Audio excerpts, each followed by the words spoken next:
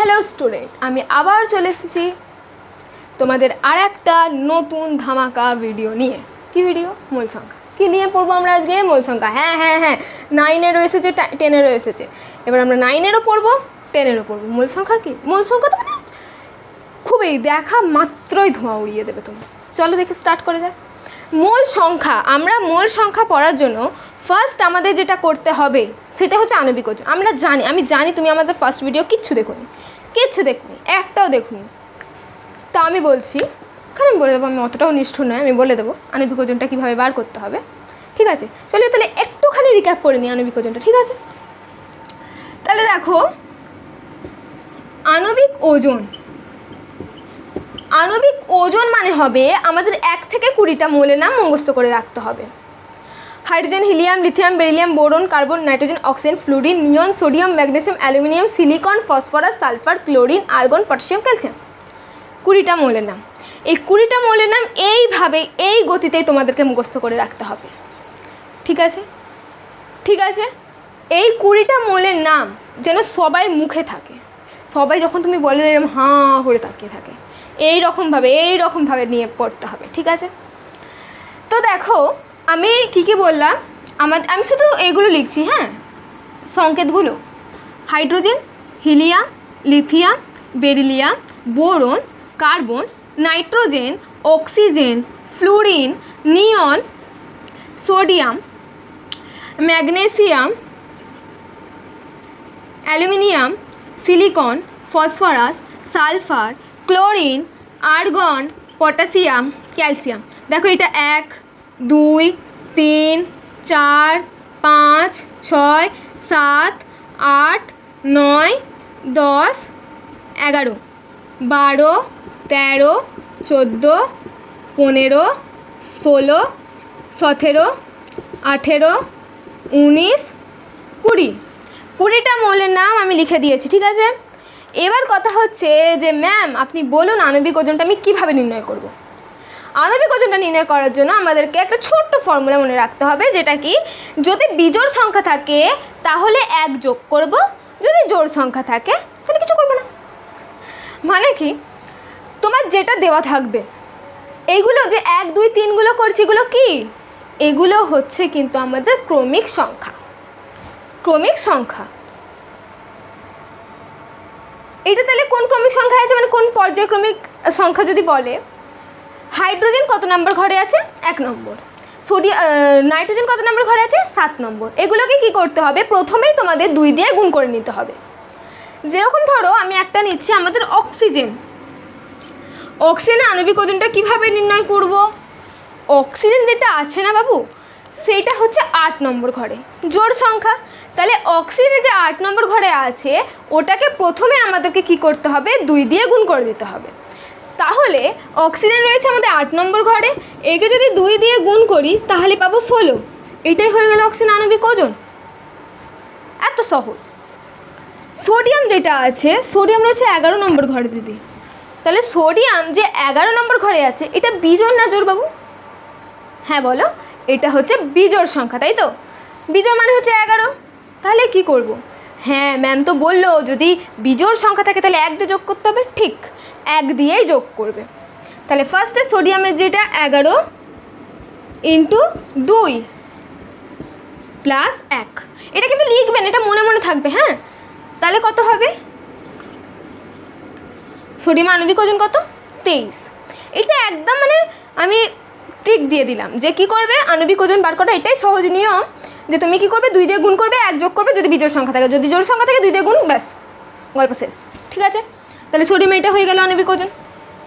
এবার যদি যৌগ থাকে, এইগুলো তো আমরা শুধু একটা করে দেখলাম, এবার যদি যৌগ থাকে, মনে করো NaOH আছে, তাহলে এটা কি করব?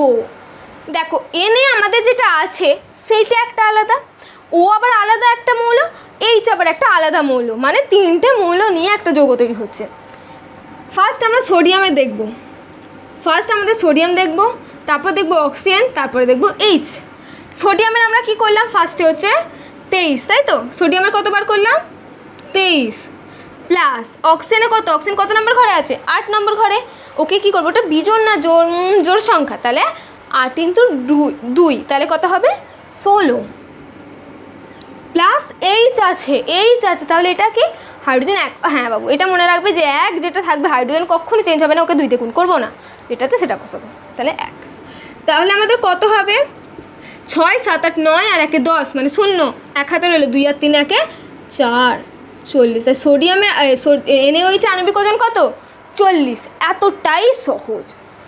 আর একটা দেখাই, আর একটা হচ্ছে আমাদের Ca, কালিটাও পড়ছে না, তারও আমি অন্য ব্লুটা দিয়ে করি। হ্যাঁ, তারপরে কি আছে আমাদের CaCO3, এটা কি হবে ম্যাম? Ca ক্যালসিয়াম কত নম্বর ঘরে আছে? 20 নম্বর ঘরে। বিজোড় না জোড় সংখ্যা? তাহলে কি করব, ফার্স্টে ক্যালসিয়াম ভাঙবো, তারপর কার্বন ভাঙবো, তারপর অক্সিজেন ভাঙবো, ঠিক আছে? তাহলে ক্যালসিয়াম কত নম্বর ঘরে আছে? 20 নম্বর, তাহলে এর যেটা হবে সেটা হচ্ছে 40। কার্বন কত নম্বর ঘরে আছে? 6 নম্বর ঘরে, 2 দিয়ে গুণ করো 12 প্লাস অক্সিজেন দেখো 3টে আছে, তার মানে অক্সিজেন ইন্টু 3, যা বেরোবে ওর সঙ্গে 3 গুণ করে দেবো। অক্সিজেন কত নম্বর ঘরে আছে? 8 নম্বর ঘরে, 2 দিয়ে গুণ করলে 16 হলো ওর আণবিক ওজন, কিন্তু এখানে ও 3 দিয়েছে, তাহলে 16 ইন্টু 3 করবো, তাহলে কত হবে 40 প্লাস 12 প্লাস 48 এটা।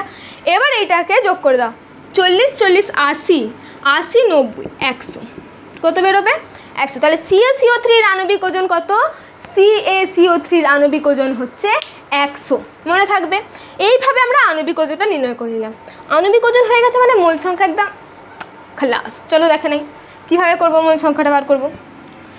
NaOHটাই ফার্স্টে বলি।